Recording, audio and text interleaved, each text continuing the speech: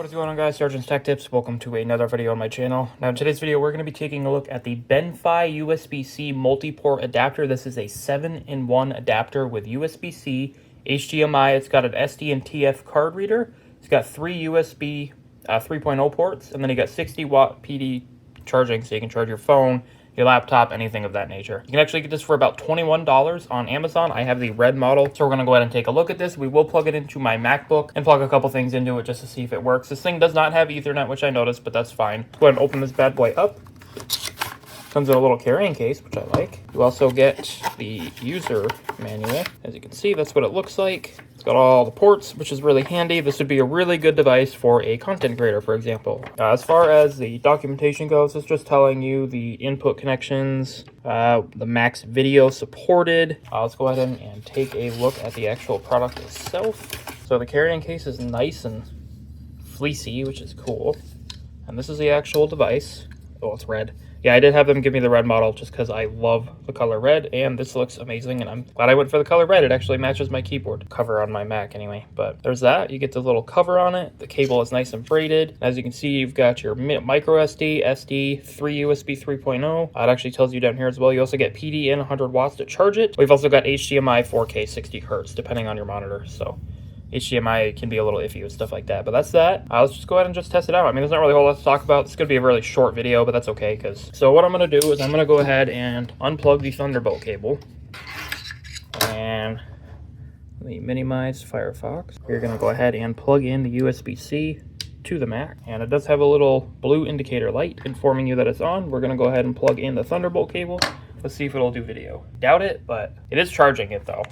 I don't think it's going to do video just because it's not Thunderbolt, but sorry. As you can see, it is charging it without an issue, and it's probably charging it pretty fast because Thunderbolt charges pretty fast. It says battery is not charging, but it takes a minute sometimes, especially with my Mac, for it to think about life and start charging. So it is charging. Unfortunately, it does not do video through here, but I didn't really expect it to. This is a Thunderbolt cable, and it needs to be plugged directly into the Mac. However, if I really wanted to, I could just unplug that, plug my Thunderbolt cable back in, and boom.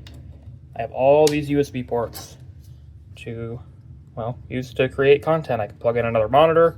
We've got, micro SD, SD, and then 3 USB. It'd be cool to see some USB-C on this side. I'm not sure how much it would cost to actually manufacture that, but it would definitely be nice to see some more USB-C on here, just because a lot of devices still use USB-C, or maybe get rid of one of these USB 3, have 2 of those, and then have a USB-C. But that's just an idea. I mean, that's that. Let me go grab a couple things to plug into this, and we'll just double check that it works, which it obviously will, hopefully. All right, so I actually got a couple of Benfei products to plug into it. I've got their little 2.5-inch to hard drive adapter, or well, 2.5-inch SATA, whatever you want to call it. I have a 2 terabyte hard drive in here already, so we can just test it out. I've also got this Ethernet adapter. I'm just going to plug it in. Probably not going to test it or anything. I don't think it's going to light up unless I plug it in. I am going to route an Ethernet cable down to my recording area so I can start testing this Ethernet stuff. But till then, we're just going to go ahead and just plug it into the Type-C port. I doubt it's going to work, but we'll plug it in. I'm not really sure if it's going to actually work just due to the fact that it's Type-C. But we're also going to plug in this flash drive. It's Windows 10.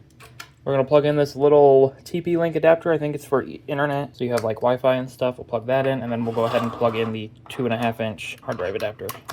Hard drive is spinning up. As you can see, we've got multi-boot. This is the Windows 10 installer, or the mini Windows 10 I have. And then this is the backup. So it does work. Obviously, I expected it to work. Like I said, it'd be nice if it had more Type-C ports, but honestly, I think it's got enough ports as it is.